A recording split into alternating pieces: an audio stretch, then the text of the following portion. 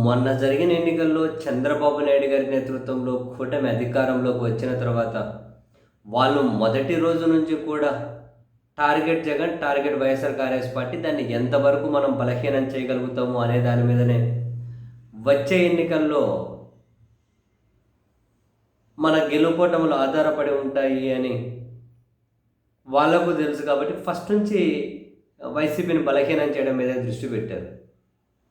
ఈ క్రమంలో వైఎస్ఆర్ కాంగ్రెస్ పార్టీ మీదకు వ్యవస్థలను ప్రయోగించి ఆ పార్టీలో ఉన్న నాయకులు కనుక మన వైపు లాగేసుకుంటే వైసీపీ బలహీనపడుతుంది అని చెప్పి భావించి వీళ్ళు ఏం చేశారు, మా పార్టీలోకి రండి, నియోజకవర్గాలు పెరగబోతూ ఉన్నాయి, ఆంధ్రప్రదేశ్ విభజన చట్టం ప్రకారం నియోజకవర్గాలు పెరుగుతాయి, సో మీకు డెఫినెట్లీ సీట్ ఇస్తాము అని ఆశ పెట్టి కొందరినైతే డెఫినెట్లీ వీళ్ళ పార్టీలోకి ఇలా తీసేసుకున్నారు.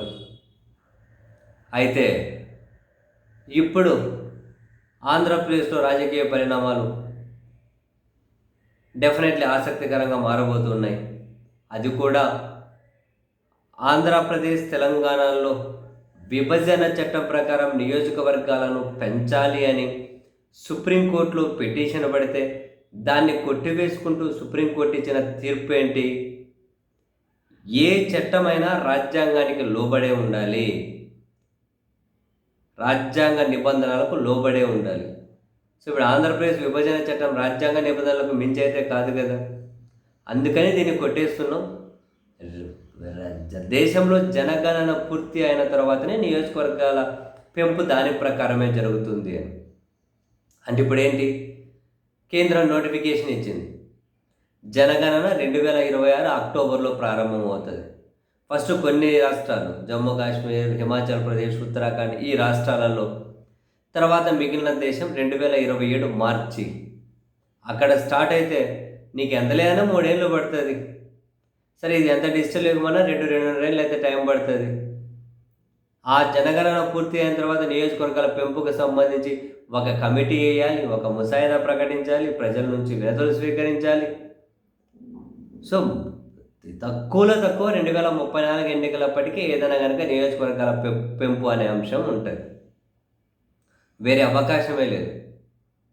సో 2029లో 175 నియోజకవర్గాల ప్రాతిపదికనే ఎన్నికలు జరుగుతాయి, ఇది పక్కా, ఇందులో ఏం మార్పులు లేదు.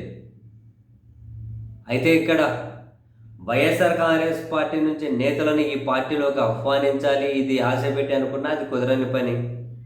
అండ్ వచ్చే ఎన్నికల్లో కూడా కూటమిగా మేము కలిసే ఉంటాము అని చెప్పి వీళ్ళు పదే పదే ప్రకటిస్తూ ఉన్నా, బై డిఫాల్ట్గా జనసేన, బీజేపీ మొన్న అదే కలిసి ఉంటే మొన్న ఎన్నికలతో వీళ్ళు అడిగిన సీట్ల కంటే ఎక్కువ తీసుకుంటారు. అదే జరిగితే టీడీపీ బలహీనపడుతుంది, వాళ్ళ నాయకత్వంలో అసంతృప్తి ఉంటుంది.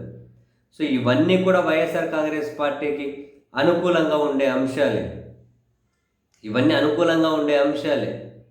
అండ్ పైపెచ్చు ఒకవేళ 2029 కంటే ముందే నియోజకవర్గాల పెంపు అనేది ఉంటే ప్రస్తుతం రాష్ట్రంలో, కేంద్రంలో అధికారంలో ఉన్నాం కాబట్టి దీన్ని ఒక అడ్వాంటేజ్గా తీసుకొని రాష్ట్ర వ్యాప్తంగా మనకు అనుకూలమైన వాతావరణం ఉండే విధంగా కొన్ని ప్రాంతాలు, కొన్ని నియోజకవర్గాల్లోకి, కొన్ని మండలాలు, మరికొన్ని చోట్ల ఈ విధంగా బ్యాలెన్స్ చేసుకుంటూ మనం మేనేజ్ చేసుకొని ఉండొచ్చు అని ప్రస్తుత పాలకపక్షం, మరీ ముఖ్యంగా చంద్రబాబు గారు భావించి ఉంటారు.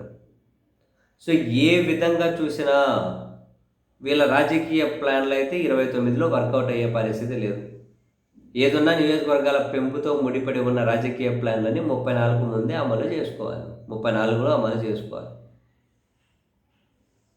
సో డెఫినెట్లీ ఆంధ్రప్రదేశ్ రాజకీయాల్లో నియోజకవర్గాల పెంపు లేదు అనే అంశం అయితే డెఫినెట్లీ ఒక గేమ్ చేంజరే.